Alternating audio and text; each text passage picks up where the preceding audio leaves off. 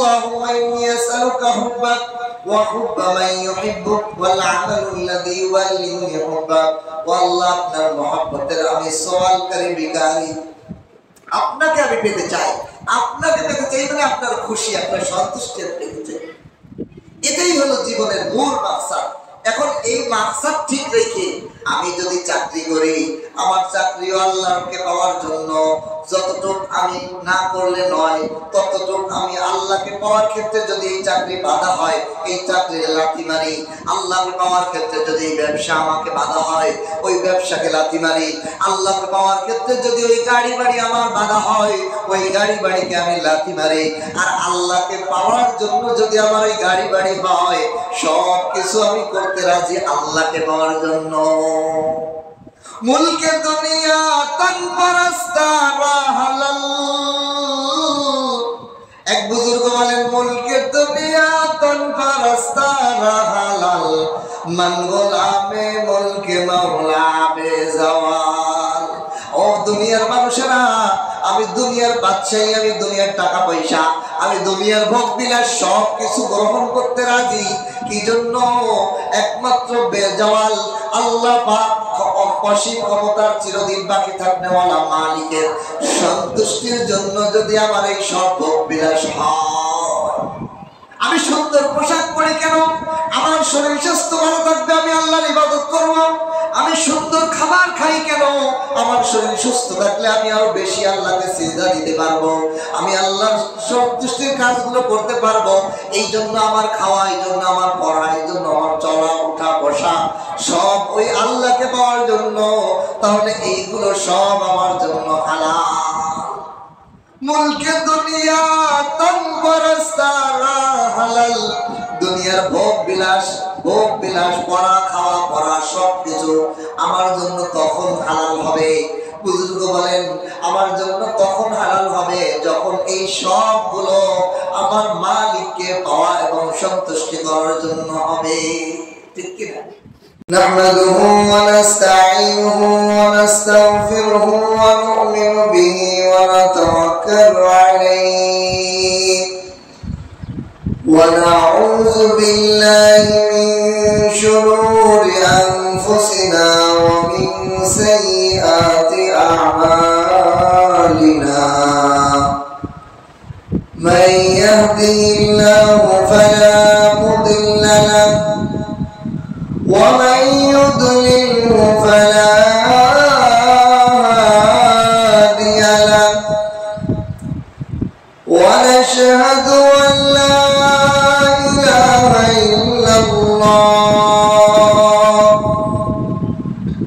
لا خالق إلا الله ولا مالك إلا الله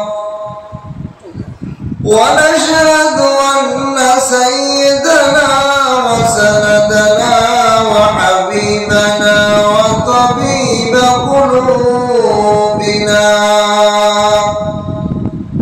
ومولانا محمدا عبده ورسوله أما بعد فأعوذ بالله من الشيطان الرجيم بسم الله الرحمن الرحيم كل من عليها فان ويبقى وجه ربك ذو الجلال والإكرام وقال النبي صلى الله عليه وسلم أشد الناس بلاء الأنبياء ثم الأمثل فالأمثل أو كما قال عليه الصلاة والسلام وقال النبي صلى الله عليه وسلم من أحب لقاء الله أحب الله لقاءه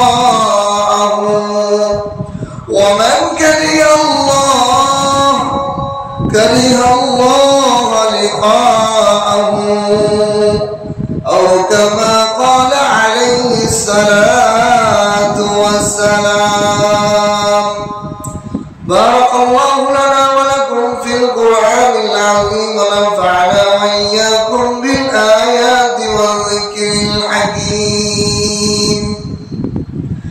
سبحانك لا علم لنا إلا ما علمتنا إنك أنت العليم الحكيم. ربي زدني علما ربي زدني علما ربي اشرح لي صدري ويسر لي أمري واحلل عقدة من لساني يفقهوا قولي.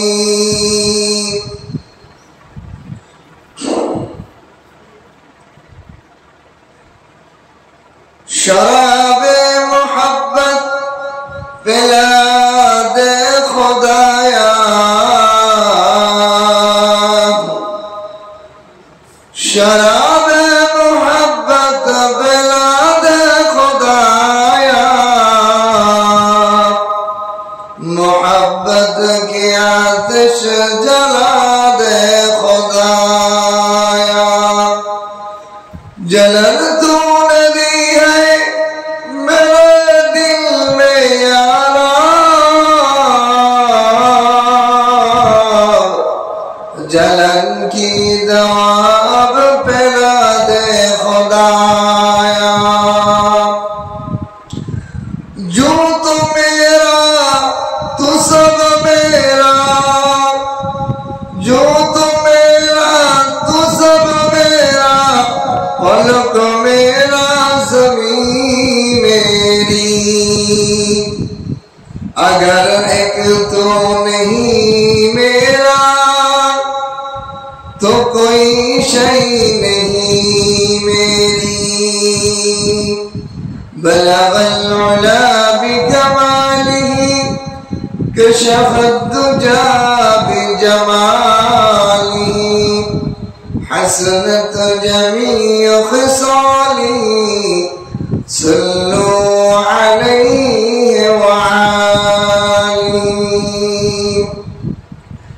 আল্লাহ তাআলা আল্লাহ কোটি শুকর ও সুজুদ যে মহান রব্বুল আলামিন আমাদেরকে দয়া করে মায়া করে আযানের সাথে সাথে আল্লাহর ঘর মসজিদে উপস্থিত হওয়ার জন্য তৌফিক দান করেছেন।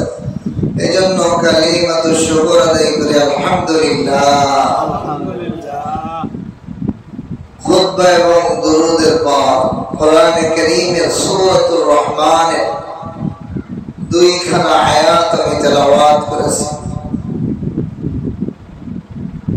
26 এবং 27 নম্বর আয়াত। এই দুই আয়াত এবং রাসূলুল্লাহ সাল্লাল্লাহু আলাইহি ওয়াসাল্লামের দুইখানা হাদিস পাঠ করেছি। এর আলোকে একটি বিষয় নির্ধারণ করে আল্লাহ যদি তৌফিক দান করেন আলোচনা করব। ওমা তৌফিক ইল্লা বিল্লাহ, বলেন আমিন। বিষয়টা হলো আমাদের জীবনের উদ্দেশ্য মাকসাদ কি। মানুষের জীবনে এই যে আমরা পৃথিবীতে আসছি আবার চলে যাব, পৃথিবী থেকে আমাদের সকলকে চলে যেতে হবে। সেটা মুসলমান হোক বিধর্মী কাফের হোক, সকলেরই পৃথিবী থেকে বিদায় নিতেই হবে। এই সত্য কেউ অস্বীকার করতে পারে না। কুল্লু নাফসিন যায়িকাতুল মাউত, এই পৃথিবীতে যত মানুষ যত জীব জন্মগ্রহণ করছে সকলের পৃথিবী থেকে বিদায় নিতে হবে। তা আমার আসা এবং যাওয়া, আমি কেন পৃথিবীতে আসলাম, আবার কেন চলে যাব, আমার জীবনের উদ্দেশ্য কি? উদ্দেশ্য ছাড়া মানুষ তো পাগল। যে পাগল তার কোনো উদ্দেশ্য নেই। সে কি করে, কি খায়, কি কাজ করে, কি বলে, তার কোনো উদ্দেশ্য থাকে না। আমার জীবনের উদ্দেশ্য, আমার জীবনের উদ্দেশ্য কি টাকা কামানো? তাহলে কোটি কোটি টাকাওয়ালাও তো খালি হাতে দুনিয়া থেকে বিদায় নেয়, ঠিক কিনা? আমার জীবনের উদ্দেশ্য কি একটা বাড়ি বানানো? কত বাড়িওয়ালার জীবনে তো সুখ নেই, ঠিক কিনা? আমার জীবনে কি সুন্দরী একটা বিবি পাওয়াই মাকসাদ উদ্দেশ্য। কত সুন্দরী বা বিবি পানেওয়ালা স্বামী দুনিয়ার সবচেয়ে পরেশানিতে আছে, ঠিক কিনা? তাহলে আমার জীবনের উদ্দেশ্য এই দুনিয়াতে, দুনিয়ার যত মাল আছে, নারী বাড়ি গাড়ি, গাড়ি বাড়ি নারী, এই তিনটাই তো দুনিয়ার বিলাসী জীবন। তিনটা হলো দুনিয়ার মাকসাদ। এই দুনিয়ার জীবনে আমার মূল উদ্দেশ্য কি? আমার জীবনের মূল উদ্দেশ্য খুঁজতে হবে আমাকে। আমি যদি একটা সুন্দরী গাড়ি, সুন্দরী বিবি বিয়ে করি, হতে পারে তার সাথে আমার মনের মিল হলো না, অথবা আগে তার কারোর সাথে সম্পর্ক থাকার কারণে আমাকে ছেড়ে চলে যেতে পারে যে কোনো মুহূর্তে, ঠিক কিনা? আরো বড় সত্য হলো সে আমাকে রেখে মৃত্যুর কোলে শুয়ে পড়তে পারে, ঠিক কিনা? তাহলে এগুলো তো দেখা যায় সবই ক্ষণস্থায়ী। কোটি টাকার মালিক কিন্তু এক টুকরা গোস্ত খেতে পারে না। খাদ্য তার জীবনের দিকে তাকাইলে মনে হয় ওর থেকে আমি আরো ভালো আছি, ঠিক কিনা? গাড়িওয়ালা বাড়িওয়ালার জীবনের দিকে তাকাইলে দেখা যায় যার গাড়ি নাই সেই আরো পরেশানি মুক্ত আছে, ঠিক কিনা? যার বাড়ি নাই তার কাছে আরো পরেশানি মুক্ত মনে হয়। এখন এগুলো দুনিয়ার জীবনের মূল উদ্দেশ্য না। টাকা পয়সা, গাড়ি বাড়ি নারী, এগুলো জীবনের মূল উদ্দেশ্য হতেই পারে না, কারণ এগুলো সব ধ্বংস হয়ে যাবে। সূরা আর-রহমান যে আয়াত আমি তেলাওয়াত করেছি, আয়াতের অর্থ হলো কুল্লু মান আলাইহা ফান,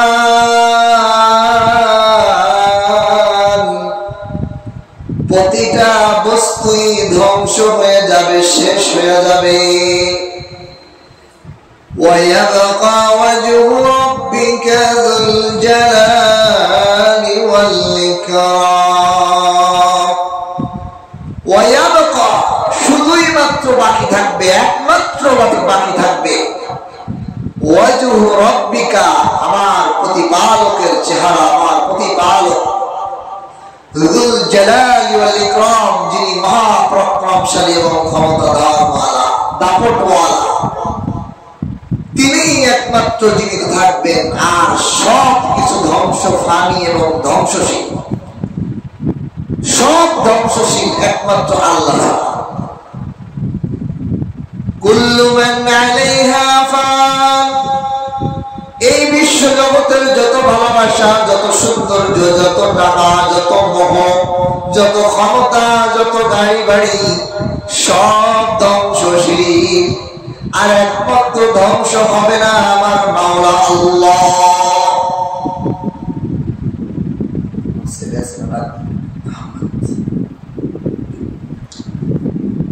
সব কিছু ধ্বংস হয়ে যাবে,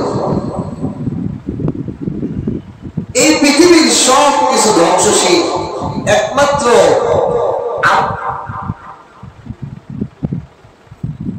আহমদ।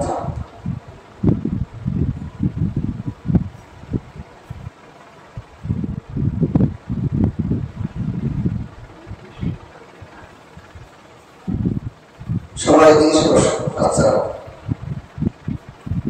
তোমাদের হাঁটা চলা এক একজনের মনোযোগ নষ্ট, এই প্রশ্ন।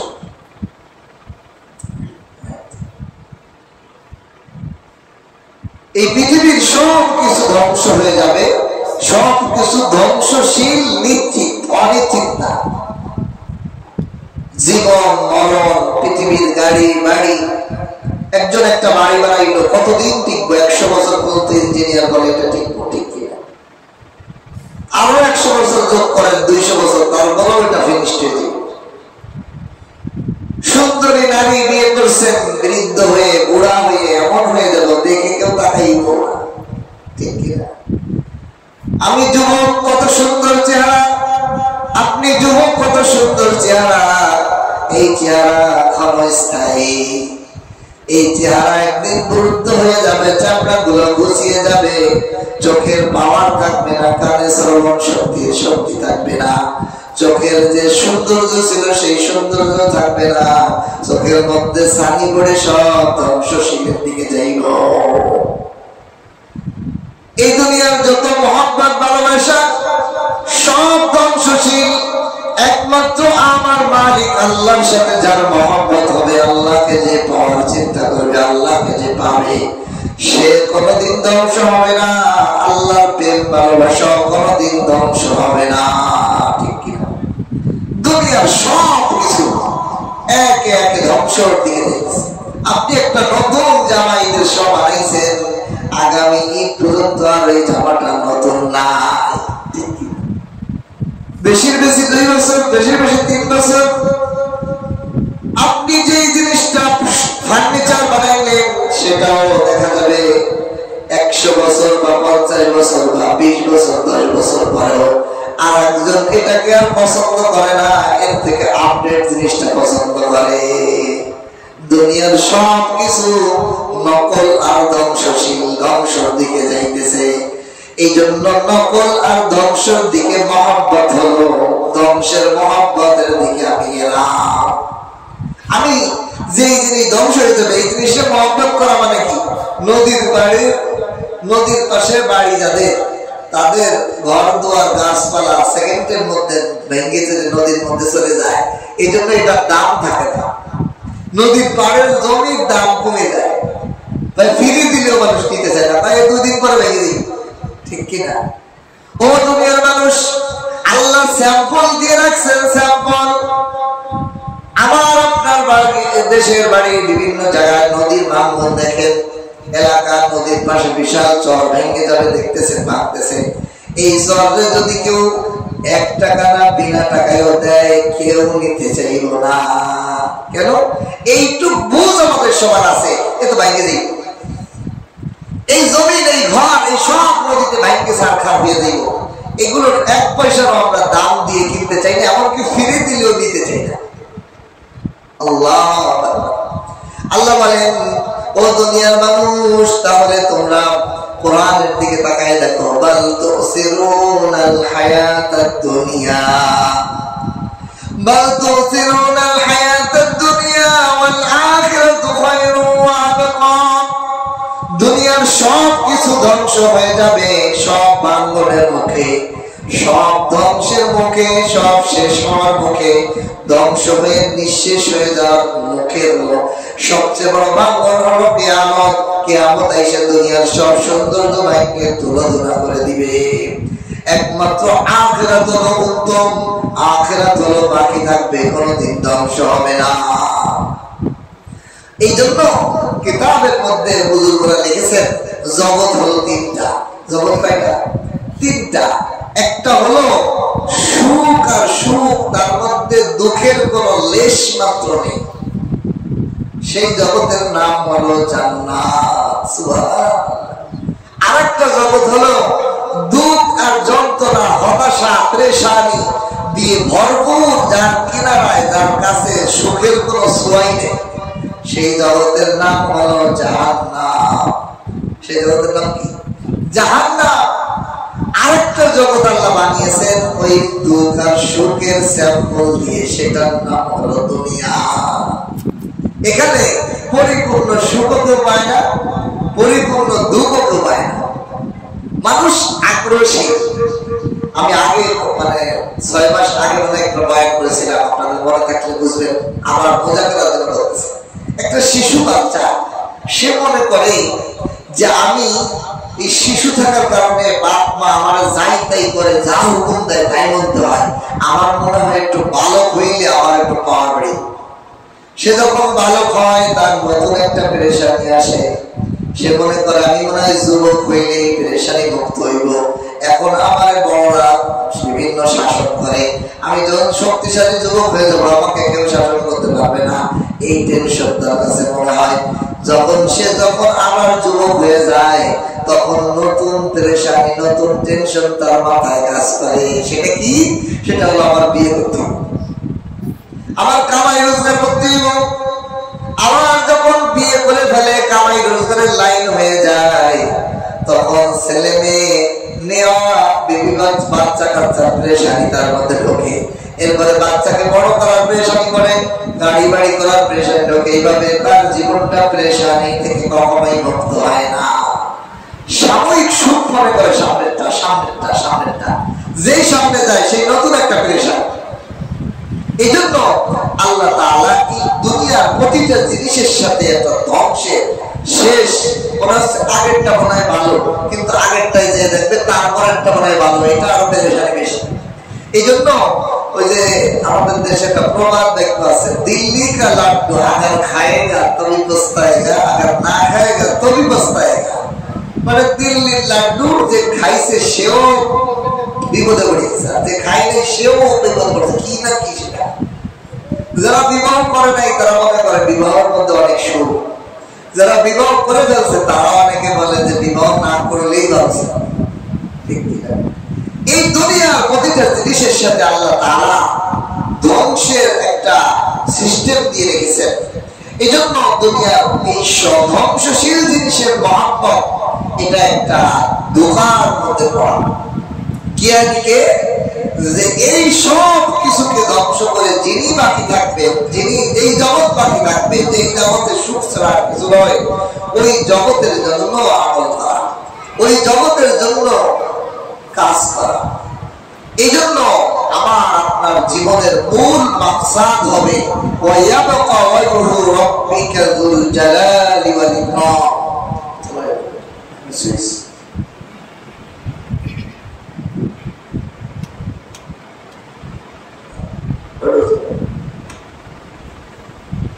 এই জন্য আমার আপনার জীবনের মূল মাকসাদ হবে, নারী হই পুরুষ হই ধনী হই গরিব হই, সকলের দিনের মাকসাদ, জীবনের মাকসাদ হবে একমাত্র আল্লাহ পাক আর সন্তুষ্টি। ঠিক কিনা? আল্লাহ পাক কোরআনে কারীমের মধ্যে এই জন্য ঘোষণা করেন, সূরা বাকারা 207 নম্বর আয়াতে আল্লাহ তাআলা বলেন, ওয়া মিনান নাসি মান ইয়াশরি নাফসাহু ইবতিগা মারদাতিল্লাহ, ওয়া মিনান নাসি মান ইয়াশরি নাফসাহু ইবতিগা মারদাতিল্লাহ ওয়াল্লাহু রাউফুন বিল ইবাদ।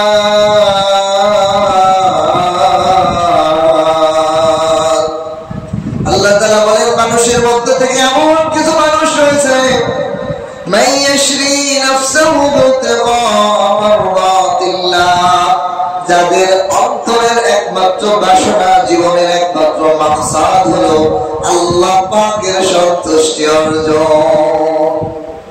তারা কারা? আল্লাহু রাউফুন বিল ইবাদ। আল্লাহ পাক তার বান্দাদের প্রতি, এরকম বান্দাদের প্রতি অত্যন্ত দয়ালু। আল্লাহর মূল মাকসাদ আমাদেরকে সৃষ্টি করা, এই দুনিয়াতে আসা এবং যাওয়া, মূল মাকসাদ এবং উদ্দেশ্য হলো আল্লাহ পাকের সন্তুষ্টি অর্জন করে যাওয়া। এখন বলতে পারেন, হুজুর তাহলে আমরা যে টাকা কামাবো, কামাই করা, চাকরি করা, ব্যবসা বাণিজ্য করা, জীবন পরিচালনা করা, এগুলো কি লাগবে না? এগুলো হলো জরুরত। এগুলো কি জরুরত? জরুরত আর উদ্দেশ্য দুইটা জিনিস, দুইটা ভিন্ন জিনিস। একজন মানুষ কিসে যাইতেছে? ঢাকা যাইব। এখন ঢাকা হলো তার উদ্দেশ্য, বাকি ঢাকা যাওয়ার জন্য একটা গাড়িতে চড়া দরকার, এটা হলো জরুরত। ঠিক কিনা? টাকা ভাড়া দরকার, এটা হলো জরুরত। ঠিক কিনা? যাওয়ার পথে নাস্তা করার জন্য টাকা পয়সা বা পানি নেওয়া দরকার, গাড়ি দরকার, আসা ভাড়া দরকার, পথ চেনার জন্য রাহবার দরকার। এগুলো কি জরুরত? মাকসাদ ঢাকা পৌঁছা। ঠিক কিনা? জীবনের মাকসাদ হলো আল্লাহ পাকের সন্তুষ্টি অর্জন করা, আল্লাহ পাককে পাওয়া, আল্লাহ পাকের রাজি সন্তুষ্টি পেয়ে যাওয়া। রাসূলুল্লাহ সাল্লাল্লাহু আলাইহি ওয়াসাল্লামের সাহাবায়ে কেরাম এই দুনিয়ার মধ্যে তার সবচেয়ে বড় দৃষ্টান্ত, তারা দুনিয়াতে থেকে আল্লাহ পাকের রাজি পেয়ে গেছে। বলেন সুবহানাল্লাহ। এজন্য আল্লাহ পাক কোরআনে কারীমের আয়াতে বলেন, রাদিয়াল্লাহু আনহুম ওয়া রাদু আন, তারা আল্লাহকে পেয়ে, তাদের রবকে পেয়ে খুশি, রব তাদের মতো বান্দা পেয়ে খুশি। সুবহানাল্লাহ। আমরা যে সাহাবায়ে কেরামের নাম শুনলে বলি রাদিয়াল্লাহু তাআলা, এর অর্থ কি? এতদিন তো বলি কিন্তু বুঝি না। রাদিয়াল্লাহ, রাদি মানে আল্লাহ রাজি, রাদিয়াল্লাহ মানে আল্লাহ রাজি।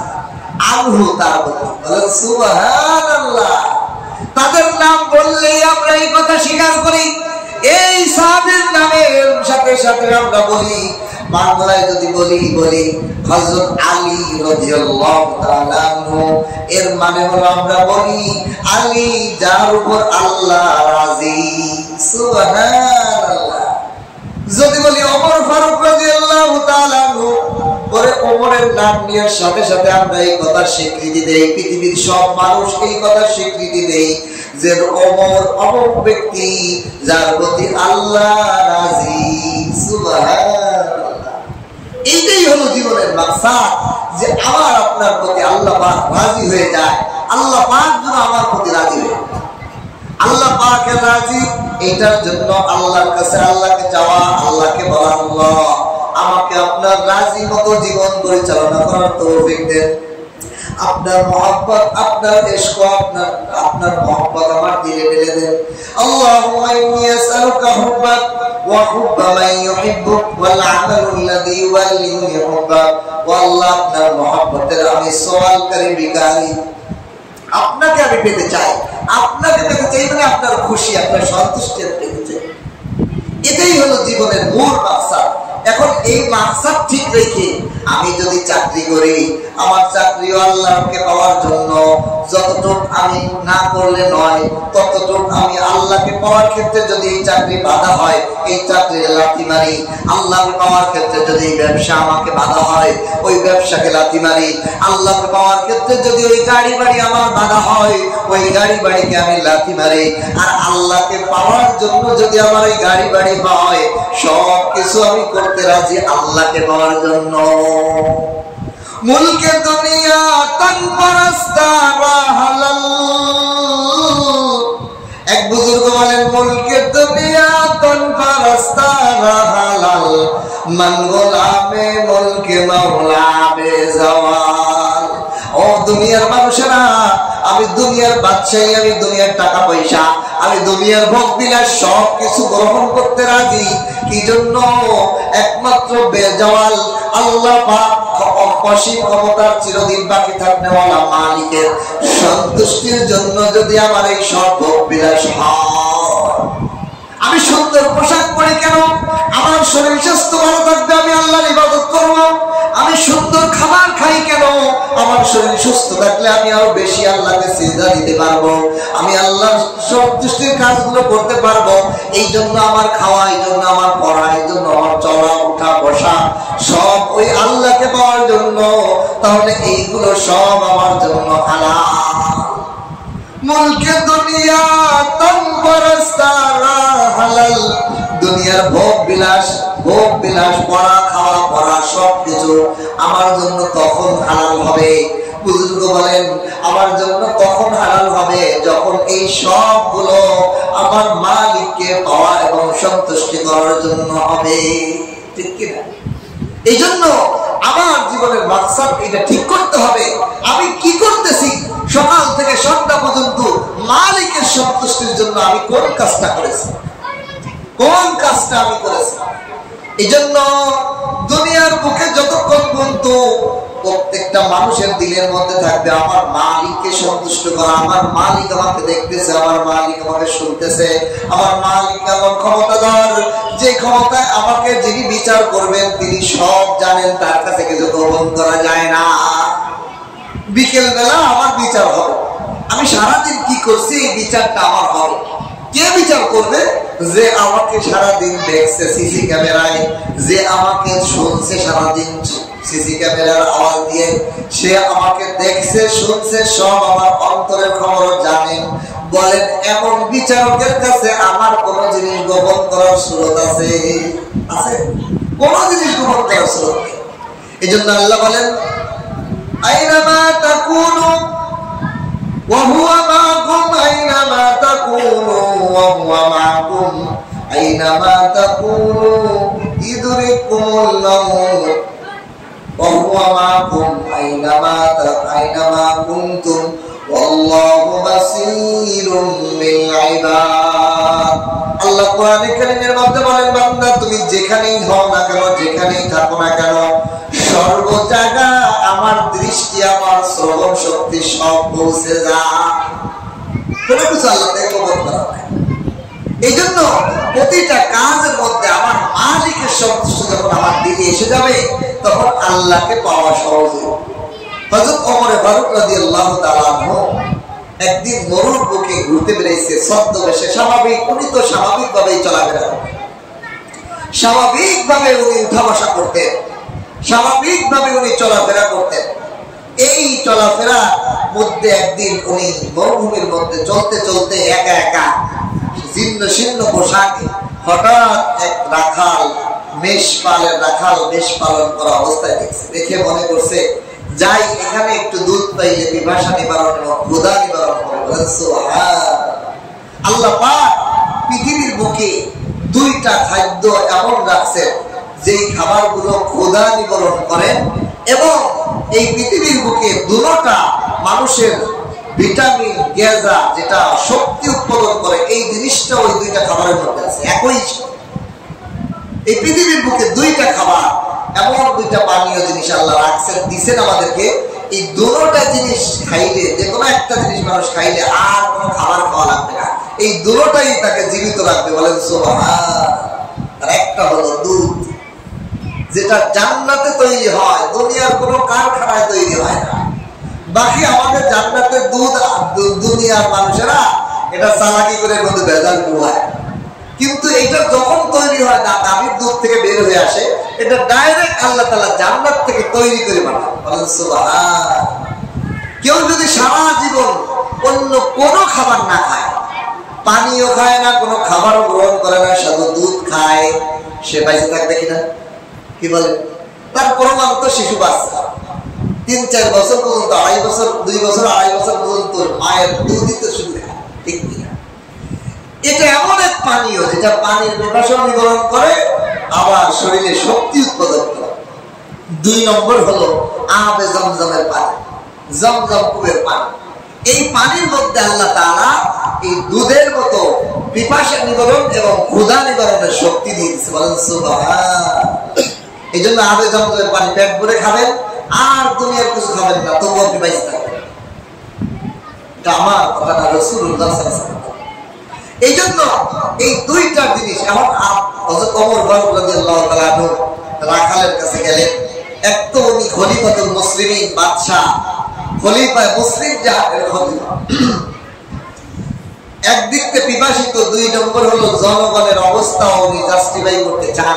আমার দেশের জনগণ রাখালরা কেমন ইমানদার, কেমন আল্লাহর প্রেমী, এই জন্য জাস্টিফাইয়ের জন্য বললেন, হে রাখাল, তুমি তোমার মেষ দুম্বা থেকে আমাকে একটু দুধ দিয়ে পিপাসা নিবারণ করাও, আমি বড় পিপাসিত, আমি বড় ক্ষুধার্ত।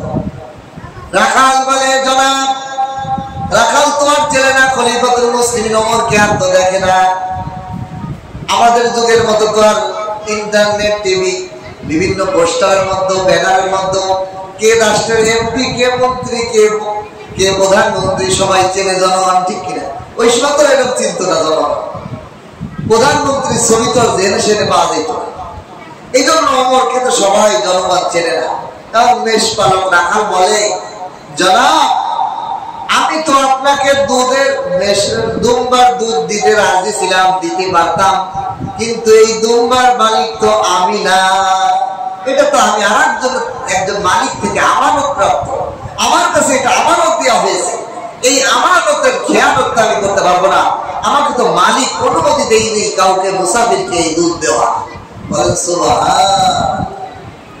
আমাদের যুগে আজকে যাদের কাছে আমাদের দেশের জনগণের মানুষের টাকা পয়সা আমানত, সবচেয়ে বড় খেয়ানত এখন রাষ্ট্রের উপর থেকে নিচে পর্যন্ত ছয় লাখ।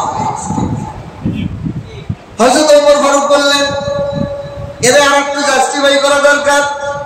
আচ্ছা তোমাকে একটা বুদ্ধির কথা বলি, তুমি যদি এই কাজ করো তোমারও লাভ আমারও লাভ। কি বুদ্ধি?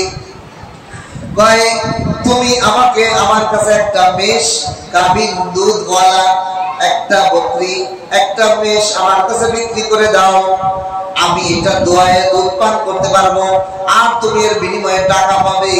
এই টাকা পাওয়ার পর তুমি লাভবান হবে, আর তোমার মেষ মালিকের মালিককে বলে দেবে একটা বকরি একটা দুম্বা বাঘে খেয়ে ফেলেছে, হিংস্র প্রাণী তাকে শিকার করে নিয়ে গেছে।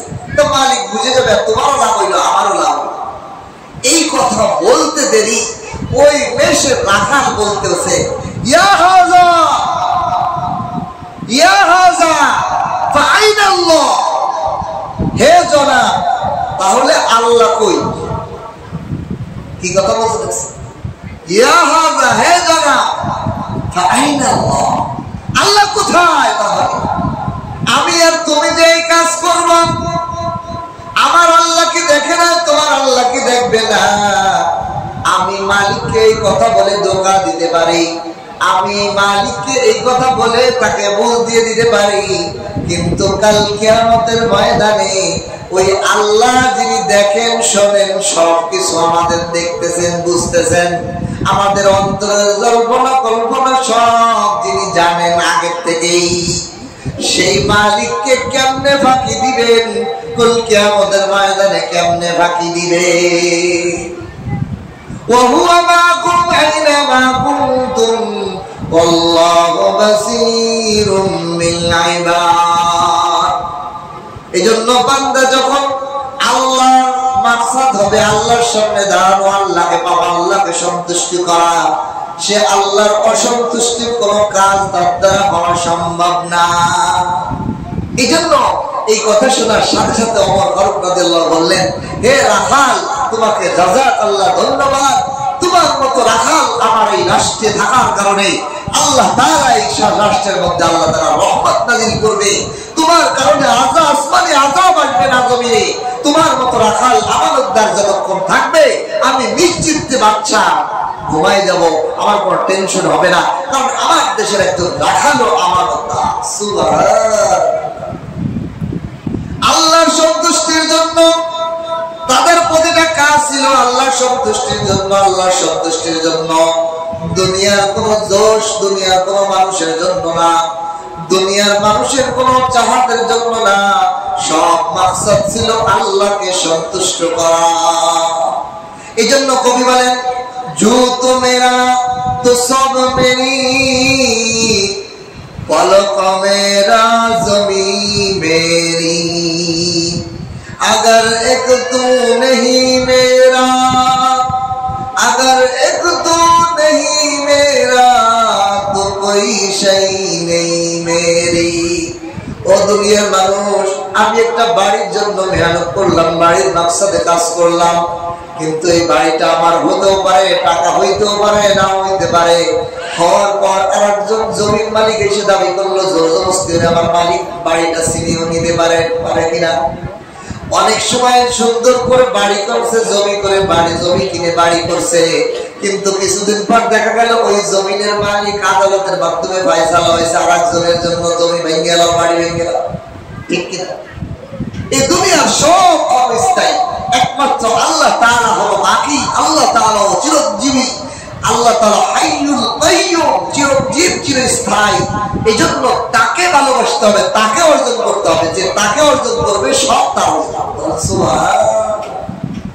এক হাদিসে কুদসিতে আল্লাহ রাসূল বলেন, কোন বান্দা যখন আল্লাহকে পাওয়ার জন্য ইবাদত বন্দেগী করে, আল্লাহকে সন্তুষ্ট করার জন্য চেষ্টা শুরু করে দেয়, আল্লাহ তাআলা হাদিসে কুদসিতে বলেন, ওই বান্দা যখন ফরজ ইবাদত ঠিকভাবে আদায় করে, কোন ফরজ ইবাদত তার কোনো ঘাটতি নাই, ফরজের পরে নফল নিয়ে আমার কাছে হাজির হয় আমাকে পাওয়ার জন্য, সময় পাইলেই মসজিদে এসে 2 রাকাত নফল পড়ে, আওয়াবিন পড়ে, তাহাজ্জুদ পড়ে, শাফ পড়ে, সালাতুল হাজাত পড়ে, সালাতুল তাহিয়াতুল মসজিদ পড়ে, তাহিয়াতুল ওযু পড়ে, এইভাবে নফল নামাজ দিয়ে যখন আমাকে পাওয়ার জন্য চেষ্টা করে, আল্লাহ তাআলা বলেন ওই বান্দা, আমি ওই বান্দার এমন হয়ে যাই, বান্দার জন্য আমি নিজেই পুরস্কার হয়ে যাই। ওই বান্দা যেই চোখ দিয়ে দেখে, ওই চোখ আমি আল্লাহ, ওই চোখ হয়ে যাই। বান্দা যেই কান দিয়ে শোনে, আমি ওই কান হয়ে যাই।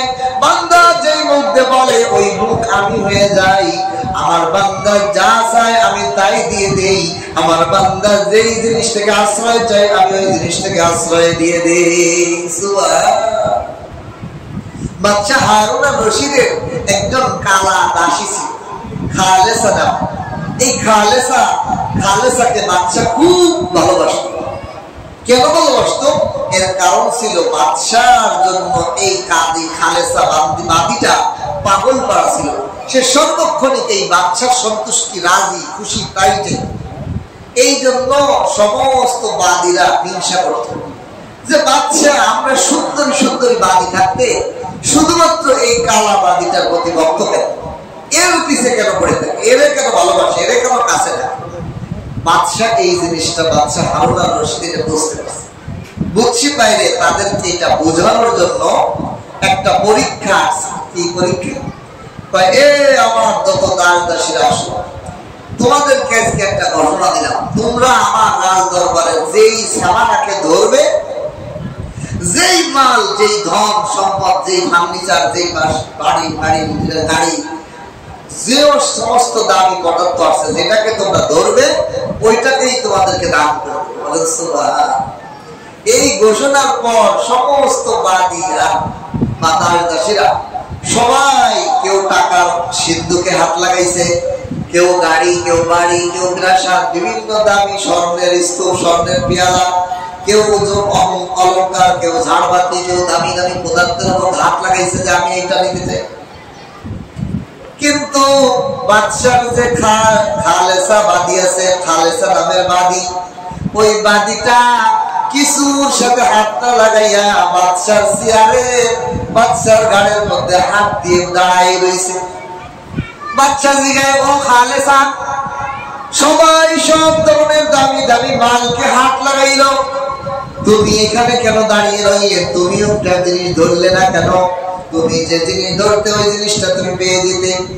খালেসা ডাক দিয়ে বলে, ও বাদশা হারুন আর রশিদ, জনাব আমি তো মূল বাদশাকেই ধরে দাঁড়িয়ে আছি। সুবহান। শরাবে মোহাব্বত पिला दे खुदाया,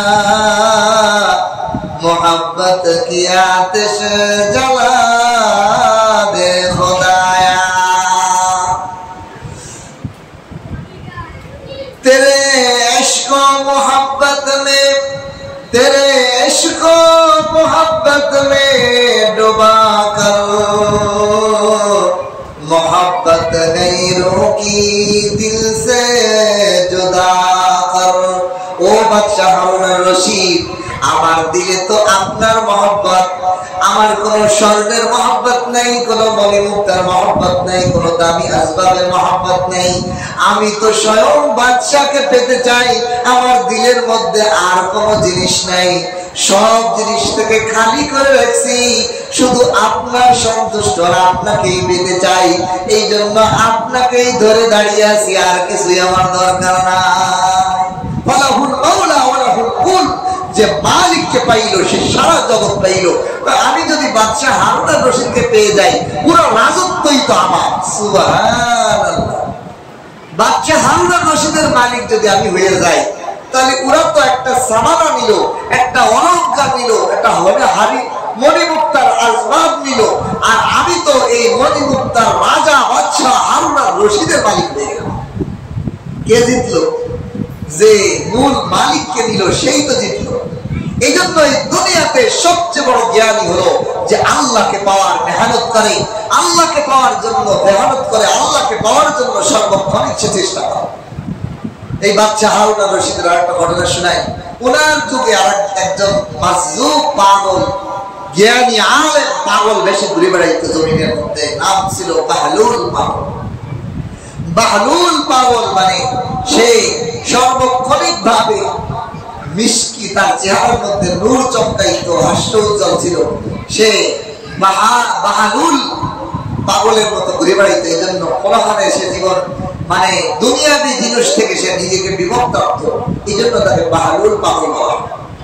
এই বাহলুল পাগল সে আবার আল্লাহওয়ালা ছিল, পাগল হইল। দেখেন আগের যুগের বাদশারা দুনিয়ার বুকের যারা আল্লাহওয়ালা পাগল বেশি থাকতো, কিন্তু আল্লাহওয়ালা তাদেরকে তাদের রাজ দরবারে ঢোকার অনুমতি দিয়ে দিত। বাদশা হারুন আর রশিদ তার সিকিউরিটি দারোয়ানদেরকে, পুলিশ বাহিনীকে বলে দিয়েছে, এই বাহালুল আসলে কখনো গেট লাগাই রাখবা না, তার লাগে উন্মুক্ত করে দিবা। আমার দরবারে আমার কাছে আসার সর্বক্ষণিক জন্য তার জন্য মুক্ত রাস্তা। তাকে কখনো জিজ্ঞাসা করবা না এখন যাওয়া যাবে না, এখন কি কোনো না, যেই সময় সে আসতে চায় সেই সময় তাকে আসতে দিবে। আগের এই বাদশাদের অবস্থা ছিল এরকম, কিন্তু আমাদের বর্তমান জামানা যারা বড় বড় নেতা বা যারা ক্ষমতাসীন থাকে তাদের সাথে আল্লাহ ওয়ালাদের হয় দুশমন। তারা কেমন যেন হুজুর আর আল্লাহ ওয়ালাদেরকে দেখতে চায়। আল্লাহ ওয়ালাদের সাথে সম্পর্ক রাখা ভাগ্যের ব্যাপার। এই জন্য বাচ্চা হারুন আর রশিদ এই বাহলুল পাগলকে উন্মুক্ত করে দিয়েছে, তার কাছে যে কোনো সময় আসতে পারবে, হবে কোনো অনুমতি আর কোনো নিয়ে লাগে না, অনুমতি নিয়ে লাগে। এখন একদিন ঘটনাক্রমে বাচ্চা হারুন আর রশিদের দরবারে বাহলুল পাগলাইছে। তা বাহলুল পাগলের সাথে অনেক সময় মজাক করতে বাচ্চা হারুন আর রশিদ। একদিন মজাক করে বলতেছে, এই যে লাঠিটা আছে এই লাঠিটা ও বাহলুল পাগল তোমার কাছে এটা আমানত রাখলাম। কি আমানত রাখলাম? যদি তুমি দুনিয়াতে তোমার থেকে কোনো আহম্মক পাও, বেয়াকুব পাও, ওই বেয়াকুবের হাতের মধ্যে আমার পক্ষ থেকে এই হাতিয়াটা লাঠিয়া দিয়ে দিবা। আর যদি না পাও তাহলে তোমার কাছে রাখবে। যতদিন তোমার থেকে বেয়াকুব আর বোকা লোক তুমি না পাবা ততদিন পর্যন্ত তুমি এই লাঠিটা আমানত রাখবা, পাইলে আমার পক্ষ থেকে এটা হাতিয়া দিয়ে দিবা। এই লাঠিটা মজা করতেছে যে এই পাগল ওই সবচেয়ে বড় আহম্মক, ওই সবচেয়ে বড় বোকা, এটা বোঝা যাবে। এইভাবে বাচ্চা হারুন আর রশিদের কাছে আমার সাথে হয়।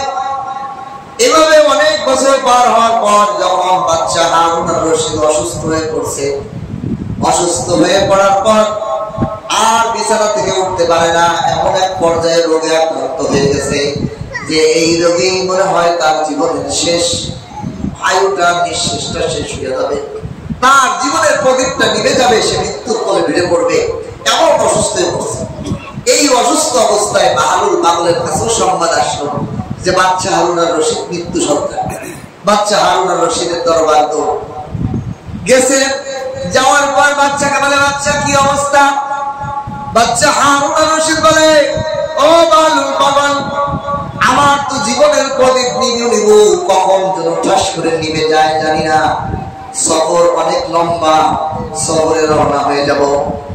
বাচ্চা বাহলুল পাগল বলে, বাচ্চা কি ব্যাপার, আপনি সফর করবেন? তো সফরের কোন ষড়যন্ত্র আয়োজন তো দেখি না, আপনি তো দুনিয়ার বুকে এক রাষ্ট্র থেকে আর একটা প্রদেশে সফর করলে বিশাল জাঁকজমক বহর আপনার সাথে চলতো, অনেক সামানা আগের যেখানে সফরে যাবেন ওইখানে আগের থেকে সিকিউরিটি গার্ড, গোয়েন্দা বাহিনী, আপনার নিরাপত্তা বাহিনী, আপনার বসার থাকার খাওয়ার ব্যবস্থা সব আপনি পাঠাই দিতেন। কি ব্যাপার, এই সফরের জন্য কি কোনো সামানা পাঠাইছেন কিনা? আরে বাহলুল পাগল, তুই তো আসলেই পাগল, এইটা কি দুনিয়ার কোন সফর? এখানে কোন সামান আগে পাঠানো যায় না, এখানে কোন লস্কর তাকে ইস্তেকবালের জন্য, তাকে পাঠানোর জন্য প্রস্তুতি হয় না। কি বলেন, দুনিয়ার এত বড় বাদশা আপনি, হারুন আর রশিদ জগৎ বিখ্যাত বাদশা আপনি, আপনি দুনিয়ার মধ্যে ছোট্ট থেকে ছোট্ট একটা সফরের জন্য লোক লস্কর লাইন দিয়ে ঘোড়া বহর সামানা আসবাবপত্র থাকা খাওয়া ব্যবস্থা সব বিছানাপত্র আগে পাঠায় দেন, আর এই সফরের জন্য কিছুই পাঠান নাই। তাহলে আপনি সফর থেকে ফিরবেন কবে? কয়দিনের সফর? কি অল্প টাইমের সফর নাকি যে পাঠান না? বাহলুল পাগল জিগায়, বাদশা হারুন আর রশিদ সফর কি ক্ষণিকে মানে যাবে না আসবে এরকম? না, ওখানে গেলে আর ফিরে আসা যায় না। কি বলেন, ওখান থেকে আর ফিরে আসবে না? আরে পাগল হয়েছিস নাকি? এই জগতে মৃত্যুর জগতে যদি কেউ সফর দেয় ওইখান থেকে আর জিন্দগিতে কেউ ফেরত আসে না। বাদশা হারুন আর রশিদ যখন এই কথা বলে, বাহলুল বলে, তো দেখা যায় আপনি আমার চেয়েও সবচেয়ে বড় বোকা দেখা যায়। দুনিয়ার একটা ছোট্ট সফরের জন্য আগের থেকে লোক লস্কর পাঠান, গোয়েন্দা পাঠান, থাকা খাওয়ার ব্যবস্থা পাঠান, কি নাস্তা করবেন তাও আগে থেকে বাজে, কি দুপুরে লাঞ্চ করবেন তাও বাজে, কি ডিনার করবেন সব আপনার লিখিত থাকে, বাজেটে কয়দিন থাকবেন, কতক্ষণ থাকবেন সব আপনার আগের থেকে বাজেট হয়ে যায়। কিন্তু আখিরাতের সফর করবেন, কোনো বাজেটও নাই, কোনো আয়োজনও নাই, আখিরাতের কোনো সামানও পাঠান নাই। তাহলে দেখা যায় আমি আজকে পেয়ে গেছি আপনার আমানত দেওয়ার মতো লোক। আপনি হলেন আমার থেকে সবচেয়ে বড় বোকা। এই লাঠিটা আপনার লাঠি, আপনার কাছে আমানত ফেরত দিয়ে দিলাম। আল্লাহ, दुनिया में हो दुनिया का तलबगार नहीं हो, दुनिया का हो दुनिया का तलबगार नहीं हो, बाजार से गुजरा हो खरीदार नहीं हो, बाजार से गुजरा हो खरीदार नहीं हो। দুনিয়ার মধ্যে আইলাম আর গেলাম, মালিকের সন্তুষ্ট অর্জন না করে গেলে খবর আছে। মূল মাকসাদ আমার জীবনের উদ্দেশ্য হলো আল্লাহ পাকের সন্তুষ্ট অর্জন। এই জন্য নামাজ পড়ি আল্লাহকে সন্তুষ্ট করার জন্য, রোজা রাখি আল্লাহর সন্তুষ্ট অর্জনের জন্য, হজ করি আল্লাহর সন্তুষ্ট অর্জন করার জন্য, যাকাত দেই আল্লাহর সন্তুষ্ট অর্জন করার জন্য, দান করব আল্লাহর সন্তুষ্ট অর্জন করার জন্য, মসজিদে আসি যাই আল্লাহ তাআলার সাথে একটা সম্পর্ক করার জন্য, আল্লাহর মহব্বত আল্লাহকে পাওয়ার জন্য। ওরে বান্দা, বারে বারে 5 বার মসজিদে আসবে কি জন্য? আল্লাহকে খোঁজার জন্য। ও মালিক, এটা নাকি দুনিয়ার মধ্যে আপনার ঘর। 5 বার আসিয়া মাথারে জমিনের মধ্যে গাড়িয়া গাড়িয়া টিবিয়া কপালার নাক দিয়ে টিভি দেখি জমিনের মধ্যে আল্লাহ আছে কিনা। আল্লাহ আপনারে খুঁজতে থাকি, আপনাকে পাওয়ার জন্যই তো সব কিছু করি। এই জন্য দুয়ার মধ্যে বলা किसी आजारी से मकसूद किया है, लिकाए खुदा है, रिदाए खुदा है। আমার এই সব কান্নাকাটি, আমার এই রোনাজারি, আমার ইবাদত বন্দেগী, আমার সব কিছু জন্য আমার মালিকের রেজা এবং সন্তুষ্টির জন্যই হয়। এই জন্য আমাদের বুজুর্গরা সর্বক্ষণ দুয়ার মধ্যে এই কথাই, এই কবিতাগুলো বারবার করতেন। আপনি কবিতা না পারেন, বাংলায় বলেন আল্লাহ, এই নামাজ পড়া, এই রোজা রাখা, এই জুমার নামাজ আসা, এই বসা, এই আলোচনা শোনা, এই খুতবা শ্রবণ করা, এই সবগুলোর জন্য আপনার রাজি, আপনার সন্তুষ্টির জন্য করি। আবার অনেকে আছে নামাজ পড়ি কথা না বলতে, কিনলেই পড়েন, দিয়েই কইতে পারবেন। জিজ্ঞাসা করলে বলতে পারে না যে আমি কি জন্য নামাজ পড়ি। আল্লাহ কইছে বলি, আল্লাহ পাওয়ার পড়া আর আল্লাহকে পাওয়ার জন্য পড়া, দুটার মধ্যে পার্থক্য আছে না? একজন একটা মেয়েকে পাওয়ার জন্য পাগলের মতো কাজ করে, প্রেমিকাকে পাওয়ার জন্য কি করে, আর একজন শুধু বিয়ে করছি বউরে যা দরকার চায় তাই। আর একটা হলো বিবি সন্তুষ্টির জন্য স্বামী সর্বক্ষণে কি না করে। গত 2 দিন আগে এক নতুন বিবাহিত যুবক এসে বলতেছে, হুজুর, বিবি মন পাওয়ার জন্য আমি যে মেয়েটাকে বিয়ে করছি, এই মেয়েটা আরেকটা ছেলেকে প্রেম করে, তার সাথে মহব্বত, আমার মন দেয়। আমার ডাইরেক্ট বলছে, আপনি বিয়ে করছেন কিন্তু আমার মন কইছিল। বলেন না আউযুবিল্লাহ। কয় আমি আমার বিবির মন পাওয়ার জন্য সারা রাত ধরে কাঁদছি, তবুও তার মন পাই না। তার শরীর পাইয়ে কি হবে, তার মনটা আমি পাই না। আইসে হুজুর একটু পানি ভরা দেন যাতে আমার প্রতি মহব্বত হয়। আমি বলি দেখেন, দুনিয়ার সব ইবাদত করবেন আল্লাহকে পাওয়ার জন্য। আল্লাহকে যে পেয়ে গেল, ওই যে হাদিসে কুদসির মধ্যে তার চোখ আর তার চোখ থাকে না, আল্লাহর চোখ হয়ে যায়। তার কান আর কান থাকে না, আল্লাহর কান হয়ে যায়। তার জবান আর জবান থাকে না, আল্লাহ ওয়ালা হয়ে যায়।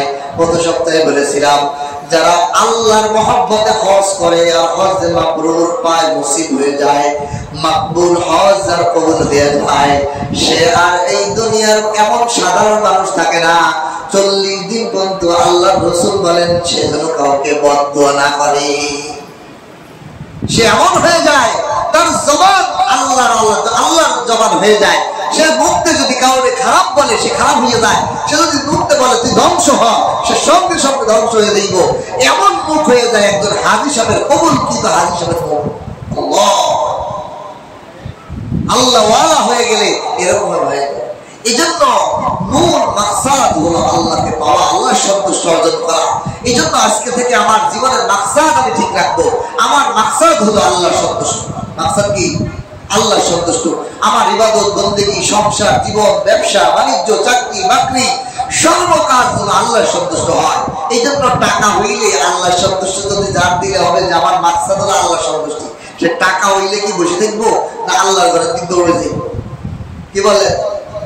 যার অর্থ হজ করা পরিমাণ বলছি গত সপ্তাহে যে 7 লক্ষ টাকার মতো মালিক হইলেই তার উপর হজ খরচ।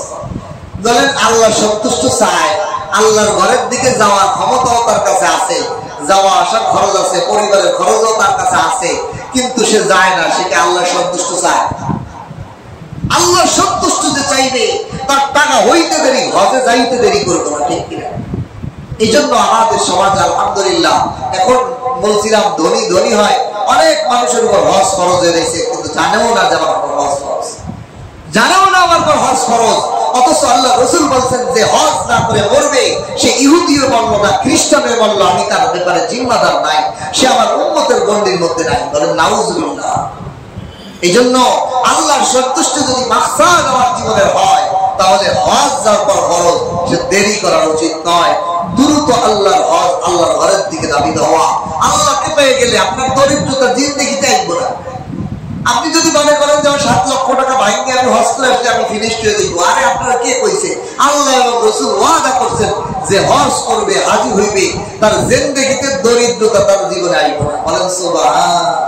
আল্লাহ তাআলা আমাদেরকে এই জীবনের মাকসাদ ঠিক রেখে জীবনের প্রতিটা রন্ধে রন্ধে চলার তৌফিক দান করে। বলেন আমিন। ওয়া আখিরু দাওয়ানা আলহামদুলিল্লাহি রাব্বিল আলামিন।